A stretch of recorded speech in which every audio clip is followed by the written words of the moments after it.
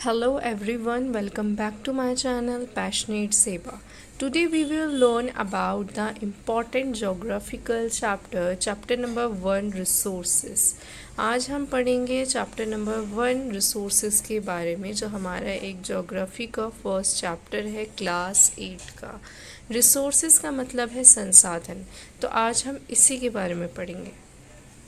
मैं आपको ये बताती हूँ कि रिसोर्सेज होते क्या है, संसाधन किसे कहते हैं।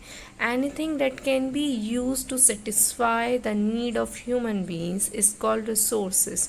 कोई भी चीज़ जो सेटिस्फाई करती है या जो ह्यूमन बीइंग्स के लिए यूज़ में आती है, उसको हम क्या कहते हैं, रिसोर्सेज कहते हैं, संसाधन कहते हैं। फॉर एग्ज़ाम्पल, जैसे आप इस पिक्चर में देख सकते हैं कि रिक्शा भी क्या है, एक मीन्स ऑफ ट्रांसपोर्ट है जो ह्यूमन बीइंग्स के यूज़ में आती है। जहाँ से जो ह्यूमन बीइंग्स है वो कहीं से कहीं जा सकता है, ट्रांसपोर्ट का यूज़ करते हैं। तो रिक्शा क्या है, ये एक रिसोर्स है। Human being is also a resources. Human being भी क्या है, हमारे एक रिसोर्सेज की तरह होते हैं। हमारे आसपास की जितनी भी चीज़ें हैं जो इंसानों के यूज़ में आती है, उसे ही हम रिसोर्सेज कहते हैं, संसाधन कहते हैं। Now we will discuss the basic definition of resources is anything that can be used to satisfy a need of human beings is called resources. For example, the water we drink when you are thirsty, the electricity you used in your houses, the shoes you use to remove your dust and particles, the rickshaw you use to get home from a school or from office, the textbook you use to study. So these all are examples of the resources. So now we will discuss about the examples of resources, कि कितने types के examples हैं resources के। जैसे कि मैंने आपको अभी बताया कि रिसोर्सेज संसाधन क्या है, वो संसाधन जो किसी इंसान अपनी सेटिस्फाई करने के लिए अपनी नीड का यूज़ करे, उसको हम रिसोर्सेज कहते हैं, और हिंदी में हम इसको संसाधन कहते हैं। फॉर एग्ज़ाम्पल, इलेक्ट्रिसिटी क्या है, जो हमारे घरों में इलेक्ट्रिसिटी यूज़ होती है, वो भी एक रिसोर्स है। बुक्स, पेन, पेंसिल्स, जिसका हम यूज़ करते हैं किसी पढ़ाई के लिए या लिखने के लिए, हम पेन्स का यूज़ करते हैं, बुक्स का यूज़ करते हैं हम स्टडी करने के लिए, तो ये भी हमारा क्या है, एक रिसोर्स है। शूज़ क्या है, हमारा एक रिसोर्स है जिसका हम यूज़ करते हैं, कि शूज़ का हम इसलिए यूज़ करते हैं ताकि हम अपने पैरों को जो है धूल मिट्टी से बचा सके। तो शूज़ भी क्या है, एक रिसोर्स है। इस पिक्चर्स पे आप तो जो भी आपको नज़र आ रही हैं सारी पिक्चर्स, ये सारे हमारे क्या हैं, रिसोर्सेज है।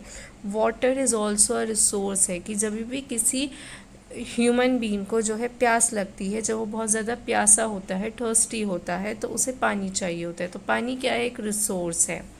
ह्यूमन बीइंग भी एक रिसोर्स है। Textbook, laptops, fruits, vegetables, pen, pencils, these are all resources. We'll discuss about the some facts of resources.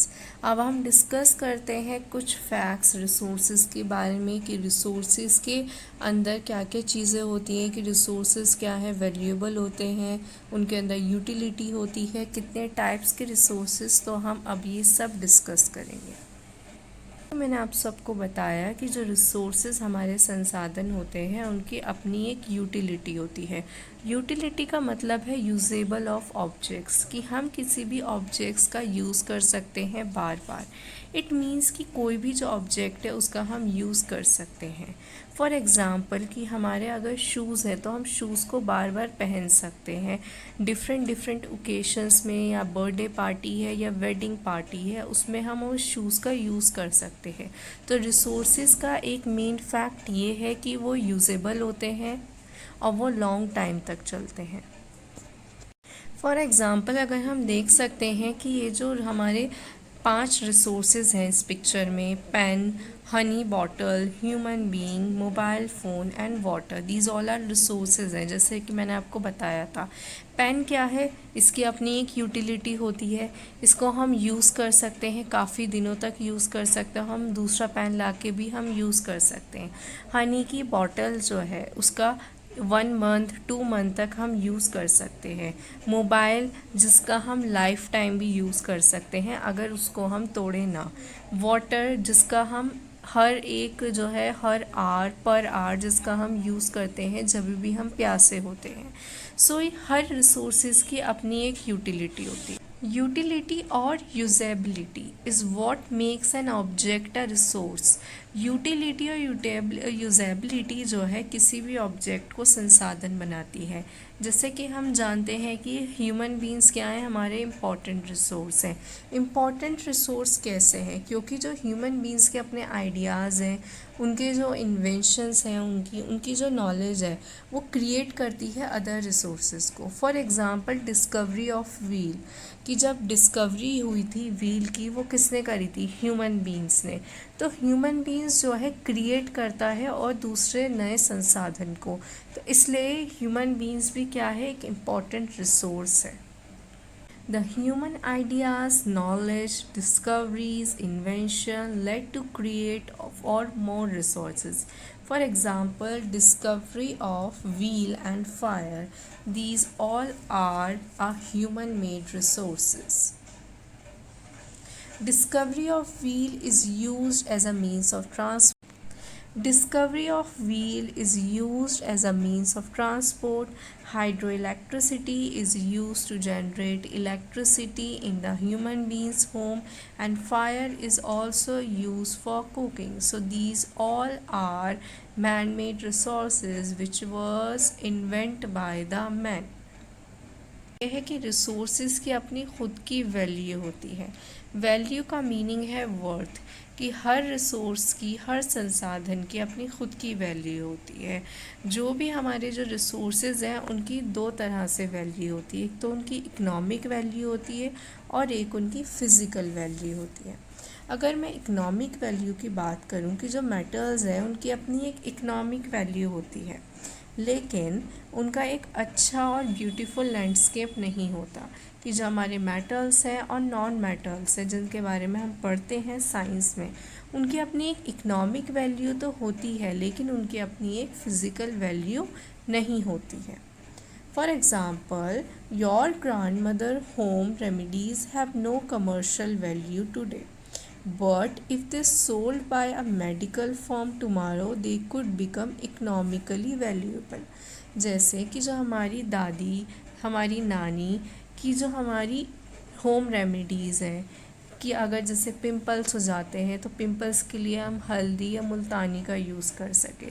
तो जितनी भी हमारी दादी की होम रेमेडीज़ है, कि जैसे हमें अगर नज़ला हो जाए या कफिंग हो तो हम नानी हमारे लिए या दादी हमारे लिए काढ़ा बना कर लाती हैं। तो ये जितनी भी होम रेमेडीज़ है हमारी दादी नानी की, तो अगर हम उसकी देखें तो उसकी कोई कमर्शियल वैल्यू नहीं है, लेकिन अगर हम उसे मार्केट में सोल्ड करते हैं तो उसकी अपनी इकोनॉमिकली वैल्यू होगी। इसी तरह जो रिसोर्सेज, जो हमारे संसाधन हैं, उसकी अपनी एक इकोनॉमिक वैल्यू भी होती है और अपनी एक फ़िज़िकल वैल्यू भी होती है। व्हील है, उसकी डिस्कवरी किसने करी थी? मेसोपोटामिया सिविलाइजेशन में व्हील की डिस्कवरी हुई थी बाय द मैन के द्वारा। तो जो है डिस्कवरी ऑफ व्हील, जो व्हील है वो क्या है? एक रिसोर्स है जो ह्यूमन के द्वारा क्रिएट किया गया है। फायर भी क्या है? एक रिसोर्स है जो ह्यूमन बीइंग के द्वारा क्रिएट किया गया है। हाइड्रो इलेक्ट्रिसिटी भी हमारा एक रिसोर्स है जिसका यूज़ किया जाता है इलेक्ट्रिसिटी को बनाने के लिए, तो वो भी क्या है? हमारा एक रिसोर्स है। जैसे कि मैं आपको बताऊं कि जो व्हील है वो डिस्कवर की गई थी बाय द 3600 BC में व्हील डिस्कवर्ड हुई थी बाय द मैन के द्वारा। तो टाइम और टेक्नोलॉजी जो है इन्फ्लुएंस करती है ह्यूमन बीइंग्स की नीड को भी इन्फ्लुएंस करती है और ह्यूमन बीइंग्स की हेल्प भी करती है क्रिएट करने के लिए अदर रिसोर्सेज को। तो इसी तरह ह्यूमन बीइंग क्या है, हमारे एक मोस्ट इम्पॉर्टेंट रिसोर्स है, और टाइम और टेक्नोलॉजी हमारे दो फैक्टर्स है रिसोर्सेज के, जो हेल्प करते हैं ह्यूमन बीइंग्स को कि वो क्रिएट कर सके अलग अलग रिसोर्सेज को. Now we will discuss the some important questions, some important 1 mark questions of resource chapter. Question number 1. Which one of the following does not make substance of a resource?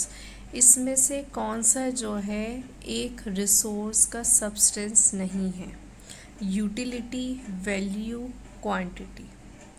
C quantity is the correct answer of this question, क्योंकि utility और value हमारी जो है resources में होती है. Resource में क्या है, दो टाइप्स की मैंने आपको वैल्यू बताई थी, एक इकोनॉमिक वैल्यू और दूसरी है फिज़िकल वैल्यू.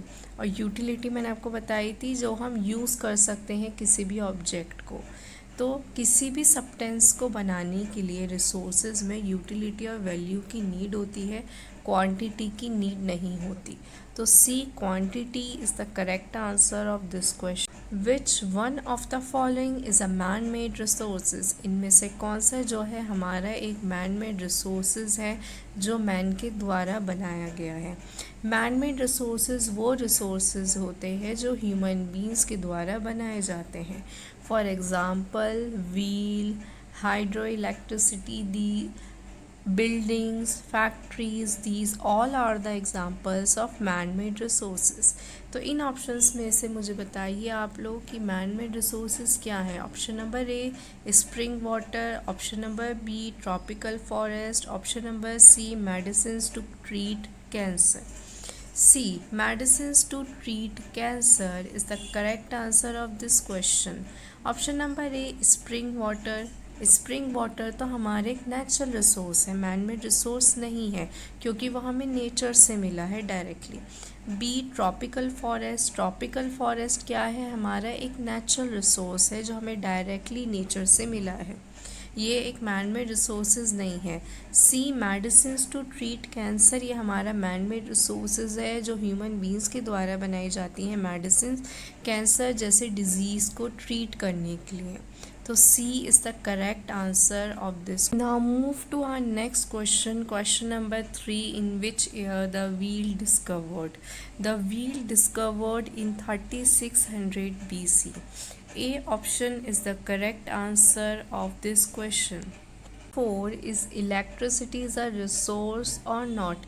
इलेक्ट्रिसिटी हमारा एक संसाधन है या नहीं?